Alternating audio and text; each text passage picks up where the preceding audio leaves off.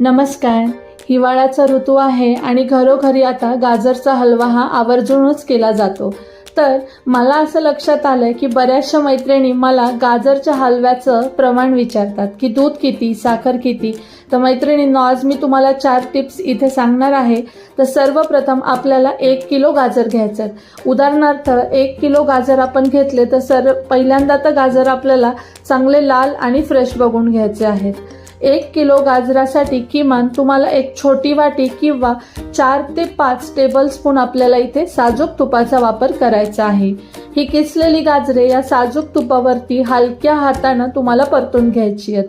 आणि हे गाजर हलक्या हातानं परतत असताना एका बाजूला आपल्याला दूध गरम करायला ठेवायचं आहे.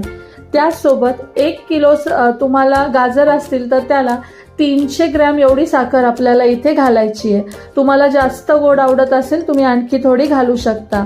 त्याचसोबत 300 ग्रॅम साखरेसोबत दूध हे तुम्हाला इथे अर्धा लिटर वापरायचं आहे. 1 किलो गाजरच्या हलव्याला अर्धा लिटर दूध हे आपल्याला पुरेसं होतं. दूध हे शक्यतो फुल क्रीम असावं. म्हशीचं दूध असेल तर गाजरच्या हलव्याला मस्तपैकी असा थिकनेस इथे आलेला असतो. त्याचसोबत तुम्हाला गाजर परतून झाल्यानंतर गरम दूध त्यामध्ये घालायचं आहे. त्यामुळे हलवा शिजायला कमी वेळ घेतो आणि छान असा जमून येतो. त्यानंतर खवा हा तुम्हाला इथे 100 ग्रॅम घालायचा आहे.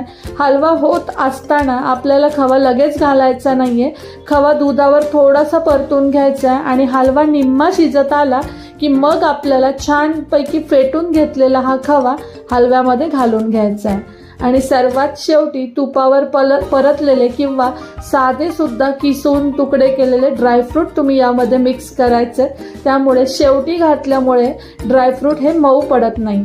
तर या टिप्स वापरून जर तुम्ही हलवा केला तर अत्यंत चवदार आणि खमंग असा हलवा तयार होतो. तर मैत्रिणींनो, टिप्स नक्की फॉलो करा आणि आवडले असल्यास आपल्या सिंपल सुखदा या मराठी चॅनलला लाईक, शेअर आणि सबस्क्राईब करा. धन्यवाद.